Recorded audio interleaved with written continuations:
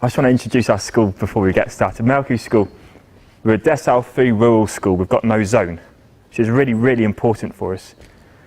Approximately 134 students at this moment, 6 classrooms, and we've got this daily bus service to and from Pukekohe North area. It's 10 kilometres away, and it is critical. We're going to be talking about that slightly later on as well, as to why that helps with reducing the inequity that exists. It's been running for 8 years. We've got approximately 60 children on there. There is a termly charge for the bus fee. I think Angela will testament to me, we are really very supportive with the way that we go and try and have it paid for. We are supportive to every family that utilise the bus, because we know that that is such a critical part for those children to come to our school. What do we believe? This was massive. I think when we started the journey with Meliam, we care, we contribute, we conquer goes through the whole of our school. So we have this system of giving dojo points. Does any schools use dojo? Yep. So it's the common standard, isn't it? But you can only get dojo points at Mauku School for caring, contributing and conquering, not for doing great colouring in work. There's 2 there, and another teacher's giving you a different one. It's 1 point, and it's only for those 3 things, because that gets everybody speaking the same language. It's not very clear in there, unfortunately, but a really important aspect of the school, and that's, I'm not sure how long it's been going for, Angela, actually, but we are the keepers of Mauku School has been in place for quite a while. We are so proud of our environment, and I think that really shows through in our school. We have an Enviro team, and we work really hard for keeping out the upkeep of our school. So there's a sense of pride there that not just the students and the teachers hold, but the community holds as well. So at the moment, Meliam for the last year has been really helping me out and us out. Her role throughout the journey has been as a guider. She hasn't been telling us what to do, she's guided us through the process. Problem solver, she's been a fantastic advice giver, because as I'll show later when we get into our questionnaire, there were so many things that came up and I didn't have a clue where she would be targeting, and she's really given some great advice from her experience. And she's also been such a cool champion of our journey. I think it's so cool to have had that support and knowing that we have Meliam's assistance whenever I've needed it, a phone call or an email at any time. And her inputs have included assisting us with the scoping process, data analysis, and future action planning. This is where it all begins. It's a series of indicators, 6 of them. To us, indicator 4 was the most important part, because we scored ourselves as we went through the rubric. Our scores for the other areas were around the beginning of level 1. So you've got the emergent level, level 1, level 2, and level 3. Level 3 is mastery. It's amazing. It's a definite holy grail place to be at within the rubric. We found ourselves on process indicator 4, educationally powerful connections and relationships, scoring the lowest.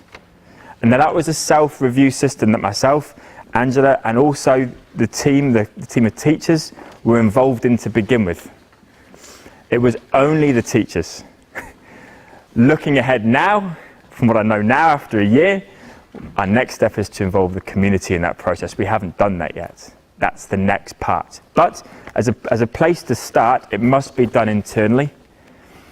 And as we'll be running through it later on, we'll go into more detail later, but it is such an important document. I cannot stress how important it is, because as I've found, what's really helped me through the journey is gaining quantitative data, because then you can graph it, you can plot it, you can work out exactly where you are at. And it also gives you quantitative goals as well. For example, with us, with our process indicator 4, I tracked us at 2016 for a culturally responsive learning environment. I had us as 6 out of 12. Today, I've got us 10.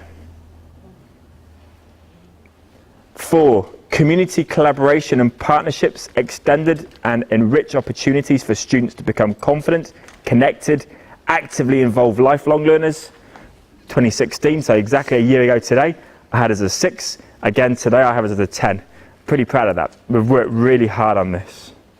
And then finally, an additional one with the relationships and ways of working with external support. So all those, as I was saying to you before, with our meetings, with our involvement with Senko, through myself, so Swiss, RTLB, health professionals that come in, the school nurse that comes in. It's all highlighted that there was a gap that we needed to fill to be more supportive to our kids in our community. As you mentioned before, the identifying the data we didn't have. Through this process, we felt we didn't have detailed community opinion on these following 3 things. Are our school programs effectively meeting the needs of our school families? It wasn't that they weren't, or it wasn't necessarily that they were, or we just didn't know. Really, we couldn't actually say that we really knew with certainty. How does our community rate its access to student learning? Again, we couldn't make a judgment on that. And then finally, do we deliver strong homeschool partnerships with all our school families?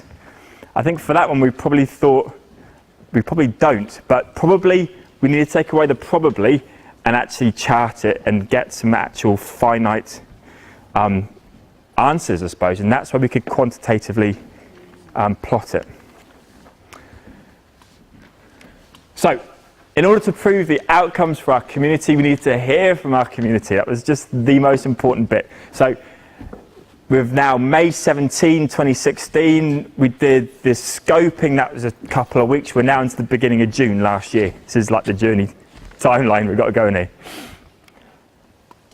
The practice survey. I cannot speak more highly of this. It was just brilliant. 50 questions and 50 answers that you're going to get back from your community on these topics: belonging, working together, homeschool partnerships, inclusive learning, cultural responsiveness, embracing diversity, and exclusive practices.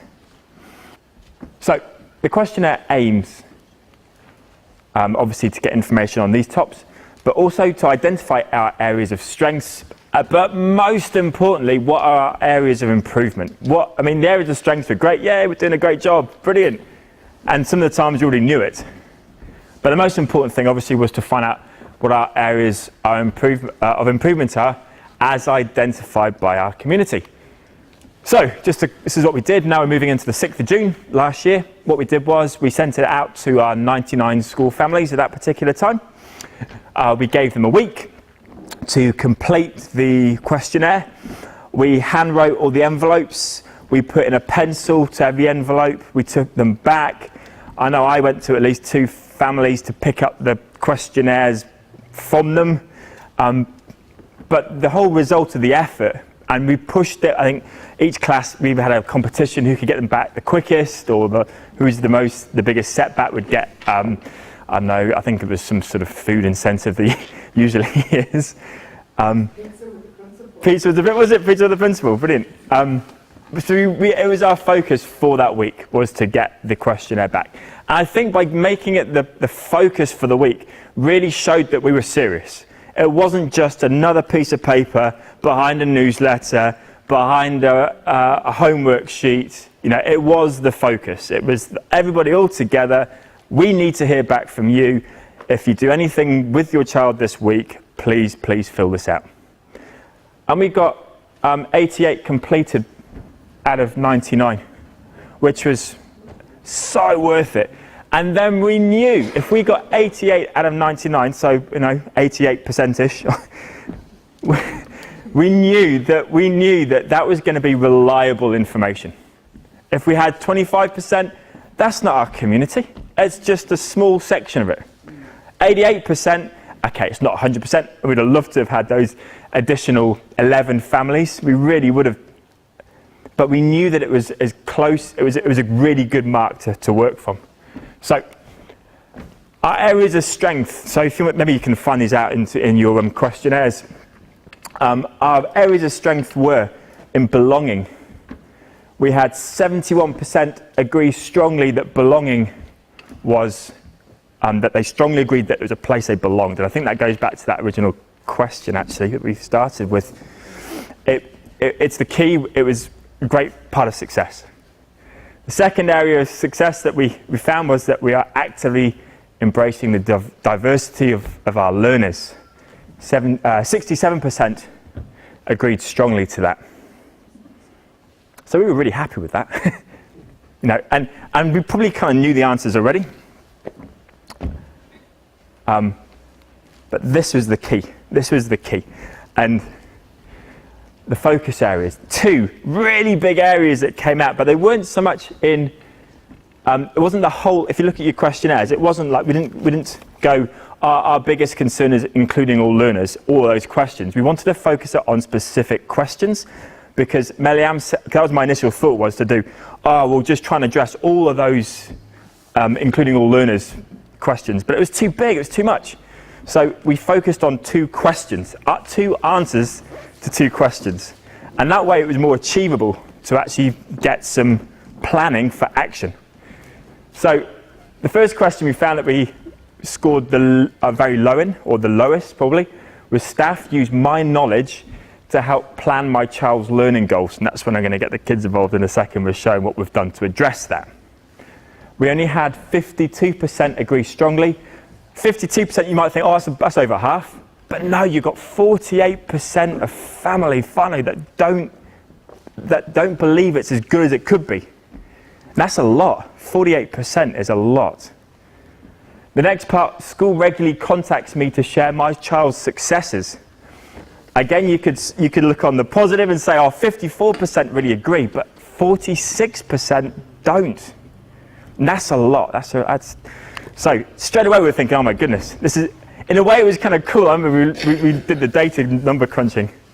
And it was only really cool because we had quantitative data to actually come to conclusions from our results. If it was about qualitative data and people's opinions, it'd have been much more difficult to have come to the sort of realization that we had a problem. Because you could say, they sort of said this and they sort of said that. No, facts. Really important. So I'm just going to quickly whiz through this. Our response design, this is all through the process, all the way through this process we had Meliam helping us on this. So our school baseline picture from our data showed, as a school we need to strengthen homeschool partnerships. As a school we need to strengthen inclusive learning practices. What was the identified inequity at our school?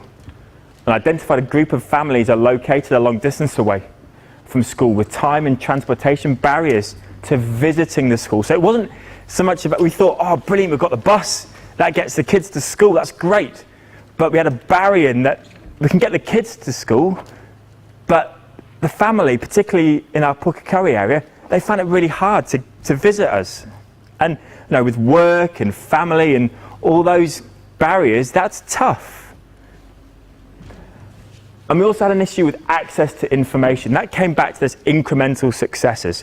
What we were doing at the time was we were basing our contact mainly on the Facebook page, which was there wasn't a set structure to it. It was just happening. We would be putting things up onto Facebook. Which schools do you guys use Facebook for sharing? Yep, it was effective in that we were showing pictures and stuff, but there wasn't actually anything too gritty behind it. And the other way of doing it was either just those little conversations with family and whānau before school, after school, which was really important. But we were only seeing the family from around the school area because they could make it in. And I'd love to have seen 10, 12 parents that live around Pukekohe North area, but they just couldn't come in. It wasn't because they didn't want to, they couldn't. But the only way that I saw them, and actually, so I'm just thinking another thing which is really important here too. The only time that we saw the whole parents, or the majority of them, was at formal parent-teacher interviews. And that's not a normal conversation. That's like here's all your results, and at maths you're doing this, and you're above and you're below, and at writing you're this. So it wasn't like a normal, you weren't building a relationship. In fact, it was probably more detrimental because you may have had families that were already a bit apprehensive about visiting us at school, but then you were putting them in this very formal situation. It just wasn't working. So our responses, I'm not going to leave that one. Our action was based around 3 identified ideas from the questionnaire. Action 1, sharing incremental successes. I just want to share with you how we did that. The second one, strategies to enable families to assist with setting children's learning goals. And finally, strategies to reduce the inequity. So, in June, we were already working on Google Apps for Education. Which organisations use Google Apps at their schools? And yep. And I must catch up with you last year, yeah. And we were talking, I started a discussion about Google Apps and stuff. Are you still going with it? Yeah. Oh, sweet. Oh, excellent. So Google Docs and Slides and. Yeah, Google Classroom. Oh, you did the Google Classroom? Oh, brilliant! High five. Boom! Love it. That's so cool. Informal and formal face-to-face meetings with families. That was so important that we got into. We had to address how we're going to actually speak to our families in a normal way, not just a educational, traditional way. So, action 1. So I'll take you through 3 actions that we've put in place over the year. Our first one was Google Classroom, and if you were there last year, and I did, it's a little bit the same, but it's just the same ideas. We needed to create Google Classroom pages for all Mauku classes to publish their incremental daily work progress. So we created a Google Classroom page where we were going to put up all our little successes. A piece of drawing in the morning, you know, a sport, kind of like an activity of sport in the afternoon. Take a photograph, get the kids to put it up there. They have their own accounts on Google Classroom, the kids do. Parents do not have an account. But Alex, what happens is that you can go home, you can log on to your Google account, and then is it your dad? Your dad sort of just has a look to see what's on the Google Classroom page. So from a security point of view, it's really great. There's no way that, it's so much better than Facebook. There's no way that our information can go anywhere else except for the very secure page. So what we do is we post daily updates of their learning using written word blogs. We upload photos of the children at work, and we upload videos. The idea was generated. I've just finished the postgrad certificate at the Mind Lab, and the idea came from them. It was all about. It worked out so well with my particular progress professionally. I was doing it at university, and then the next day I was putting it in place in school, and it was just so cool. It was so inspiring. So, I hope you can see, these are examples of family whānau engagement. So this is July. So we sent out the questionnaire in June, and July we're working on it. We've got all the data, we've analysed it, we've worked out what we need to work on. So within a month, we were working on it. It was really awesome. Like actually, no, within 2 months of being here, we'd analysed the data and we were putting it in place. This one here shows what we do is we use, you can't really see it, but we use hashtag parents. So Lana was in my class last year. It says hashtag parent Jennifer. We use that if a family or whānau member wants to post, that's how we know it's them, as opposed to just being under Lana's account.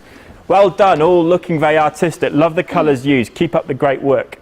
Now, that's an opinion from a family member who does not find it easy to come to school, but is able to give feedback to her daughter and the rest of the class on a really small piece of work that they've done 2 hours ago. Like, you never get that in the traditional sense. And then, of course, when I got that through, I was waiting for it all to happen. When that came through, I sent like the most gushiest one back. So thanks so much. I was so motivated by the fact that we'd actually got this thing working. Yeah, here we are, Patricia's auntie, doing the same sort of thing.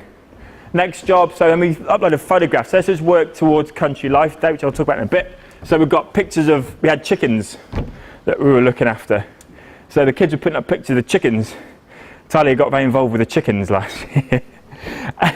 And we've got comments on it about their opinions on what they've been doing. I mean, it's the kind of stuff your kids come home and what do you do at school today? Nothing. well, actually, you had a really cool learning experience with some chickens, and that's really cool, and I can't to know about that, because maybe we could get some ourselves, or I don't know. This one over here, it's a bit difficult to see, but that's like the art table, so pictures of them doing their art. We've got commenting on it there. Now, it's a bit of a word of warning, so if you want to put this in place in your school organisation, it needs to be focused, okay? At the top bit, there's an example of a parent contribution that was not related to the topic. At that time, we created a topic that they had to be commenting on work towards Country Life Day. It wasn't related to the topic, so I returned back saying, well, actually, no, I think I deleted it, and I spoke to the parent at the time saying, look, we're working like this way. If you keep Google Classroom as an open forum, you'll just get all sorts of stuff. Again, that's kind of a confusing comment. We wanted to keep it nice and clear. And then this one was a directed negatively to another student comment, this one. It was annoying that it happened, but it was actually quite a good teaching point. And especially with our kids that are just online so much these days, there's so much learning that can come from this because it's secure, but we can still pick up when it's not working out so well. Okay, now I've got a little video that Talia, Tricia, and a few of the other girls, and Jess, put together. This week's focus, and I'll get into our timetables in a bit, was on Waiata. At this point, Tricia is saying, this is how we work towards creating our karakia. She comes across, got the kids working on Google Classroom, so they're sharing their work with their friends online. Hey girls, giving each other support. There's a couple of, Debbie put on a comments just towards their work saying, keep going with the work, you're doing a great job, as they put examples of their Waiata on there. That's them talking digitally, and of course what happens is you have it happening at night time as well. So instead of setting homework, what we're doing is, it's more like you've got this work to do by Thursday, they're doing it at home, and it's more meaningful and more purposeful for them. We've come now to July last year, and picking up at a pace, we had an opportunity to really showcase our school, and our biggest day of the year is our Mauku School Country Life Day, and it was of a Kiwiana theme last year. It was a great opportunity because we've got the whole community coming. We've got calves, we've got... did you do a calf this last year, Jess? No, I did a sheep. Jess did a sheep, yeah. We've got calves, we've got sheep being showed, and it's just a fantastic day. It's the whole term, isn't it? We work all term to get the stalls ready, to get the work ready. The Kiwiana display was all in, so the Kiwiana theme was all in our art work. For example, we did those koru koru was our theme, wasn't it? So what did we make koru wise? Oh, the sour, yeah. Salt dough. That's right, yeah. So it was a really busy term. And what these fantastic kids did, Talia and Alex and the other members of the class, was we created a flipped classroom. Because Google Classroom was going so well, what happened was they decided that they wanted to put on a play, a Kiwiana play, with the old LMP and the gumboots and all the rest of it. And I didn't give them time at all during the class time. So what happened was, they went home and did it. So they created a cast and a list, and we started, Alex, did we start off with like 4 people in the play? 2? We ended up, the whole class was in it. 26 kids in 6-7 weeks. They created a cast and a list. Hayley, if you have any questions, feel free to ask me and Bree. So Hayley and Bree sort of took it on. Have a look at the cast list, and if there's any problems, let me know. And this is all happening at home. It was wicked, it was so cool. And it was a real realization for me. What's the point in setting homework in the traditional way when you've got these kids motivated by their own created work, and they're doing it on their own accord, and they're coming to me in the morning saying, "Oh, can I practice at this time?" Of course they can. The result was that. It was a beautiful day, absolutely. We had an absolute, wasn't it? So that wasn't a cloud in the sky. It was so lucky. I think Padamahoes was the next week, and it chucked down a rain. We were so lucky. But the outcome was that we started off with 2 kids in this play. I think in our class, in the traditional way of a country life day, we might have had 8 kids that would be showing a calf or a lamb. Was it your lamb? Yeah, and other things. But because we gave another way for the children to be involved, we had 26 kids that turned up on that day with their families. So it made it more of a community, and it showed that everybody can get involved on this community day, because it wasn't just for a certain population of people, it was for everybody. Largest attendance Country Life Day event. All families from our room attended the event. Record fundraising, increased number of children participants on the day compared to previous years. That was great work, and we're still only in August, September. So May, sitting here, August, September, we've seen the data, we've seen the problems, or not the problems, the opportunities, and now we're addressing them.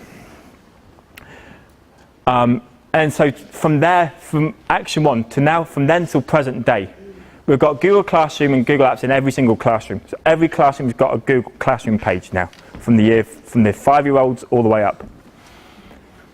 And we know it's successful because we've got 90% at home of kids that can activate it at home. If the kids that can't activate the internet at home, they come in the morning and they can use devices at school. We really promote that, because there should be no reason for any child not to be able to participate. We've run info sheets and info sessions for parents. I know that we've had a few parents that came in the beginning of the year. I explained how Google Classroom worked and made sure that the knowledge was there for the families. We have a focus of termly showcasing of learning events. We've got a cultural festival 2 weeks' time, which is going to be twinned with Matariki, but also the other cultures of our school. My focus is going to be the British culture, because we've got about at least 15 children at our school that have got really strong British links, and we're getting that support there.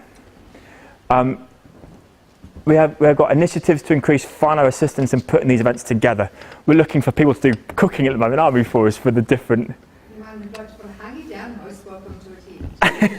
We've got bread and butter pudding and stuff for the British ones. They're getting that fun and engagement in that manner.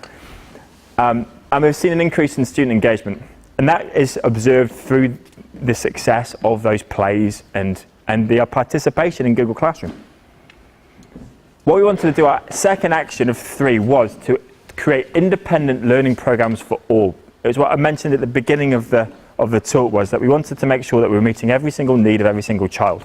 Massive thing, but you've got to go for it. It all comes from our charter, and I had a little bit of look through it. I noticed that there's take responsibility, a personal as well as a shared responsibility for our learning and behaviour. Now, that wasn't really being met, and I thought that would be a good way to start with our action 2. So what we've done is, the kids, can you just pass me yours, Alex? Every child is in my class at the moment, and it's going to be rolling out soon to the year 3 and 4s. Every child's got their own folder. And in this folder, and we're going to share them around, we can have a look at them, we've got independent timetables for the year 5 and 6 children. And we've got another thing called learning spaces. So we work at Mauku, we work with 3 blocks in the morning, we have lunch, and then we have another block in the afternoon. The way it works is, we call it station rotation, guys, eh? Up here, and you'll be able to see it clearer on the actual timetables, is the options that they get for their independent learning during the week. And they can choose to do these through these spaces that exist.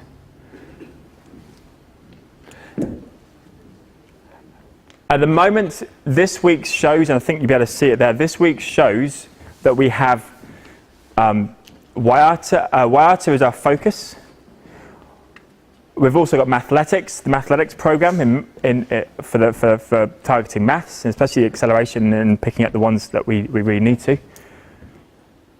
We've got visual arts of weaving, because we want to work towards our cultural festival.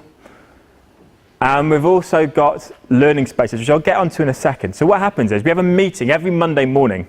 We have assembly, school assembly. We all come down early. What about 9:15 kids? They all get their folders. I give them a sheet, this sheet blank. And we sit down and we say, this is what we've got for the week. They have to do writing, a whole class. I find it works that way because it gets a refocus, everybody's working together, and it's focusing on the writing. At the moment we're doing openers, aren't we? So it gives people, it's quite targeted teaching. And then for about 20 minutes, the kids will be sitting down, and it has taken us a month to do this, or 6 weeks to perfect it, but they sit down, they look at what their choices are, and they fill in their timetable. Talia might go to Alex, I want to do weaving, do you want to do it this week? Yeah. When are you free? Tuesday morning, I can do 11:50. What do you reckon? We'll stick it down. No, I can't do 11:50. I've got a maths workshop. I could do it in there, possibly. So you've got this really rich conversation happening between the kids. It's awesome. Now you just pick it up, hey kids. And they're talking, they're discussing about when they're going to put their work together. Because what we work towards is this here. On a Thursday, third block, I expect every single child in the class to present what they've been working on. Now, it can be either their writing, their maths, or their reading. Because I do workshops, they choose to do the workshops. But invariably, it's often things like last week with the Karakia presentation, wasn't it? Alex has been working for 2 weeks on the Doctor Who presentation, which is just the most epic presentation I've ever seen. Each time it's like half an hour. We've been through all the doctors, haven't we? He smashed it. It's been so good.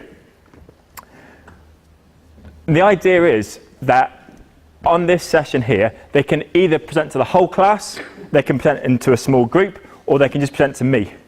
I don't force them to do it to the whole class. That's unfair, completely. But I need to show that, to see that they can present come to a point of, like an ending point, you know, so they've got to an end stage. You kind of like, it's good, eh? What's so good about it, guys? What's that? So you get to choose what you do when you want to do it. It comes back to this. That's what we're focusing on.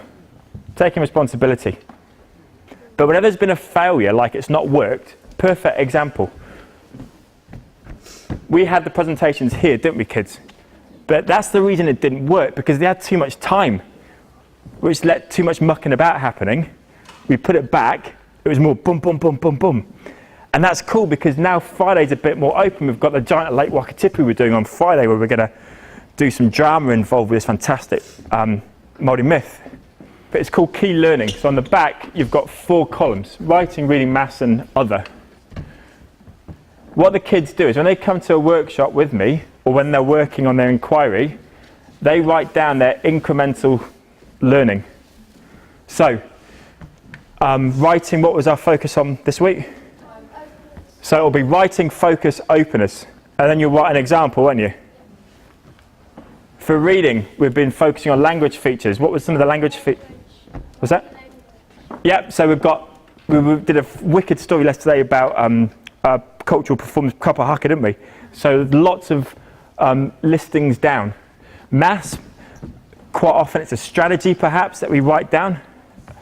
What were we doing last week? Last week was Standard written form. I promise you I've not prepped them that much. Like, it's working because they understand it, because they've been writing it down. They know what they're learning. Now what's the brilliant bit about these folders is, what I get so excited by is, these go home. They can go home every day if they want, or once or twice a week. But they go home so they can show them to their family. We're working on this. We're doing this tomorrow. What do you think? And then the hope is, I'm not sure how much has happened just yet. It might be a bit early still. But the hope is that if Alex's dad sees that he's doing standard written form in maths, he might say, oh, I'll give you a couple of examples. So that Alex's dad knows what he's working on, Alex knows what he's working on, and he can get help at home. Family and community are engaged, And I didn't even have to go, they didn't even have to come into school. You know, it takes away that, it's more equitable because family need to know what their kids are learning. So important. And this has just been it's been so effective, eh guys? I don't expect them to take them back every day. We've got another self-management thing because if they don't bring it back the next day, there's a problem there. They need to have it every day. The last bit in this section is learning spaces. At the back of a classroom, and you'll be able to see it in the video, so when you check out the video when the slides get shared, at the back of our classroom, every child's got a learning space. What do you put in your learning space, Tracy? Work that you're proud of and work that you want people to see. So work that you're proud of, work that you want people to see. This is Nazanin. This Nazanin's one of our Afghani students. Hey, here is a little child, picture of mum and dad. She's got listing, she's got all her likes, dislikes, she's got some writing down there. I don't tell them what they have to put on their learning space, but honestly, I've had such great success with engaging communities in this way because you know, Talia's got a picture of herself when she was about 4, haven't you, on yours? But that feeling of being in a classroom, looking back and seeing, I've got my family there, that's really powerful stuff to my mind. And it feels that they've got this, they feel like they've got this team working with them. It's so critically important. Alex keeps changing his because he supports Tottenham Hotspur and I'm a big Everton supporter, so I don't really like him changing his around too much. Alex, but the idea is they change it whenever they want. They just keep putting stuff up there. If they want to put 10 writing things up there, like Tracy invariably does, that's because she's passionate about writing. And I'm not going to stop her from doing that. Why would I do that? I'm not going to say, you have to have a maths and a piece of... It's not like it's got to be real, authentic. Another one we've got, Stella's got, because they're on the wall, so we've got one down there, they're all 90 centimetres by about 80. Each rectangle's the same. The one that Alex uses up high, isn't it? So you can't use the floor. But Stella, who's just taken this to the next level, she's on the floor, so she's come out. She made this funny out of Hadakiki last week. And it comes out like it's taking over the classroom. It's actually like kind of coming out. But it's amazing because I didn't say to them to do any of it, but they've wanted to do it. And it's infectious because one person's doing it, another person's doing it. We're working towards, we've got our parent-teacher interviews next week, and we're working, aren't we, guys, towards making them look beautiful for when families do come in. But I think when families come in, it's going to be like, I don't know, to see that your face is there in the classroom, it makes you feel, although you might not be able to come in all the time, it still makes you feel that you've got some sort of influence. And that's massive, eh? Another example, yeah. These were crosses that they made crosses for Anzac Day end of last term. Blake worked really hard, he set out all the lines and he was really proud of it. So he put up one of his as an example of what he did. Yeah, so that's the end of that action. My second one, that really addressed the issue we had of how do we get parents involved with the children's learning. And that is a really effective way that we've done that.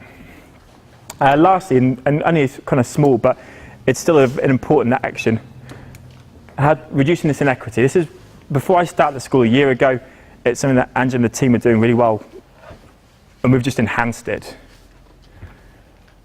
Continued focus on proactive relationships, teaching by all staff members, including Ange taking children to the dentist. It always stands out in my mind, that does, when Ange did that. It was a family that just couldn't get to the dentist. With 5, 6-year-olds. Ange took out the time to take them to the dentist. And it was just so powerful to me. It's such a small thing that we can do so quite easily, really, if we take the time. Home visits to families, making sure that we can catch up. Catch up with you yesterday at work. I mean, there's not the expectation, to see me, you must come into a school and be there at 3:30. It doesn't work. Weekend support, one of our teachers teaches the netball team on a Saturday, so we're present in the community. And we also have continual support for special programs and special education as well, because that's a big part of our school. We've got quite a high population of children that require special education support. Being the Senko, I've been working hard with that, with Ange, and we've made some really good progress through the introduction of a new Swiss at our school that comes once a week. The school nurse that comes once a week. Just that support that we can offer family that is at school. I've talked about the bus. And the last thing really is this bit at the bottom. It's built on our school culture, which is based on the asset model, not the deficit. They'll never come. What's the point? That just doesn't work. I mean, and we can't be that way anymore, even if we're not. We can't fall back into that because it's kids. And at the end of the day, that's what it's all about. It's all about making sure that we're doing our utmost to give the kids that individual learning and those opportunities that they need. Our current results show that we've got 76. We started off with 46, so 46%, I think, from our questionnaire this time last year. Now we're up to 76% regular contact. And we're not there yet. We can increase that. But that's 30% in a year. So that's 30 families. And we've achieved it through face-to-face, like we mentioned before, the face-to-face, the importance of face-to-face formal and informal meetings, home visits, school Facebook page, Google Classroom, email, text, and phone calls. Thank you so much for your time. I know I've been rabbiting on, but I appreciate it. Thank you very much indeed.